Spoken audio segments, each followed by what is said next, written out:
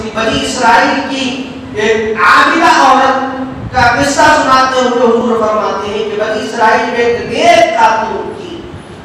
بہت زیادہ عبادت گزار تھی، اس کے پاس ایک بلی اس نے پال رکھی تھی، لیکن اس نے بلی کے ساتھ کوئی ہمدردی نہیں کی،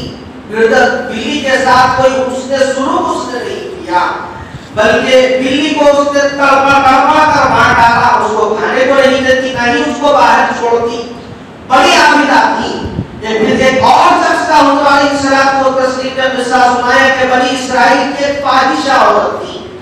کہ وہ راستے سے گزر رہی تھی کہ اس نے راستے میں دیکھا ایک کتا ہے، پیاس کے مارے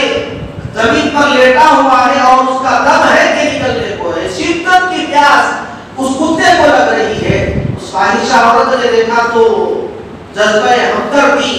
صلہ رحمی اس کے دل میں اجاگر ہوا، فوراً پانی کی تلاش میں نکلی، پانی کہیں پر میسر نہ ہوا، کنویں کے قریب گئی، کنواں نظر آ گیا لیکن کنویں کے پاس نہ کوئی رسی تھی نہ کوئی ڈول تھا، تو اس نے اپنے پاؤں کی جوتی کو نکالا اور اپنے دوپٹے کو نکالا، دوپٹے اور جوتی کی مدد سے کنویں سے پانی کو نکالا اور پھر اس کتے کے منہ میں پانی کو ڈال دیا۔ جیسے ہی کتا اس پانی کو پیا اس میں جان آ گئی اور پھر وہ کتا اس فاحشہ کا دوست ہو گیا۔ اتفاق کی بات ہے کہ دونوں کا انتقال ہوا۔ حضور علیہ الصلوۃ والتسلیم فرماتے ہیں کہ وہ